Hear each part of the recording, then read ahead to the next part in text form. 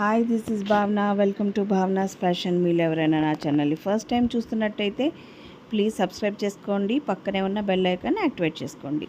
ఈరోజు మీకు ఒక సింపుల్ రెసిపీ చూపించబోతున్నాను. పదండి ఎలా చేయాలో చూద్దాం రండి. ఫస్ట్ స్టవ్ వెలిగించి ఒక ప్యాన్ పెట్టుకుందాం. దాంట్లో ఒక 50 ml వరకు ఆయిల్ వేసుకుందాం. నేను రెగ్యులర్గా ఏ కూరలైనా చేసేటప్పుడు నేను అంత నూనె ఖచ్చితంగా వాడతానన్నమాట. అందుకని నేను ఎప్పుడు అదే చెప్తాను. ఇంకా ఒక 4 ఆనియన్స్ అనమాట, పెద్ద ఉల్లిపాయలు ఒక 4 సన్నగా తరిగేసేసుకొని అవి బాగా ఆ నూనెలో వేయించుకోవాలి. పచ్చివాసన పోయే వరకు ఫ్రై చేసుకోవాలి. మరి నల్లగా మాడక్కర్లేదు, కలర్ చేంజ్ అవ్వక్కర్లేదు, అట్లా అవసరం లేదు. కొంచెం ఆ పచ్చివాసన పోయే వరకు ఫ్రై చేసేసుకొని దాంట్లో మనం కట్ చేసి పెట్టుకున్న మునక్కాయ ముక్కలు, నేను ఒక 2 ఇంచెస్లో కట్ చేసి పెట్టుకున్నాను. ఒక 4 మునక్కాయలు అవి దీంట్లో వేసేసుకుంటున్నాను అనమాట. వేసేసుకొని బాగా ఫ్రై చేసినట్టుగా చేసేయాలి. ఫ్లేమ్ హైలోనే ఉండాలి, అదొకటి గుర్తుపెట్టుకోండి. హైలోనే ఉంచి మూత పెట్టేసేసి ఒక 5 నిమిషాలు మగ్గించుకోవాలి. బాగా ఫ్రై చేసినట్టుగా మగ్గినట్టుగా అనిపించిన తర్వాత అప్పుడు టమాటా ముక్కలు వేసుకోవాలన్నమాట. టమాటాలు కూడా ఒక 4 పెద్ద టమాటాలు 4 తీసుకున్నాను.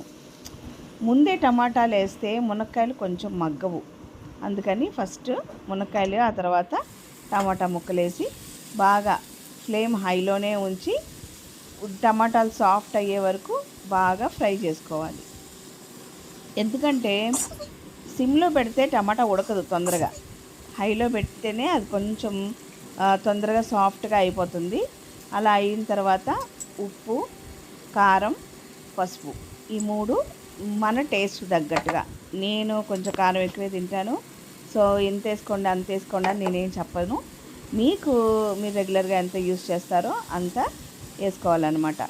వేసుకున్న తర్వాత బాగా కలిపేసేసి కొంచెం సేపు మూత పెట్టి మగ్గించాలి.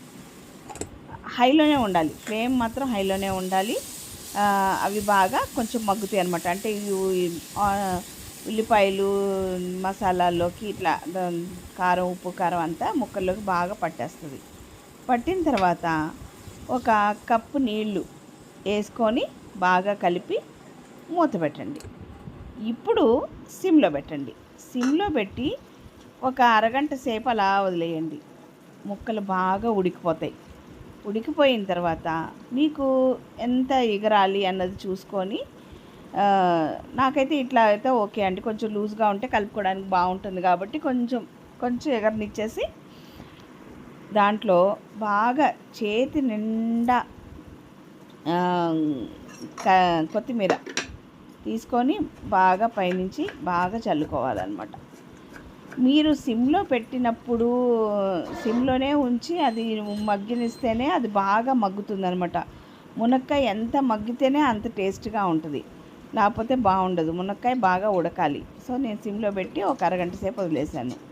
ఇప్పుడు కొత్తిమీర చల్లేసుకున్న తర్వాత పైకి కిందకి మంచిగా కలిపేసుకొని స్టవ్ ఆఫ్ చేసేసుకోవటమే. చాలా సింపుల్ అండి. డైలీ వండుకునే వంట ఇదనమాట. నచ్చితే మాత్రం తప్పకుండా లైక్ చేయండి, షేర్ చేయండి. నా ఛానల్ని సబ్స్క్రైబ్ చేసుకోవటం మాత్రం మర్చిపోవద్దు. Thank you.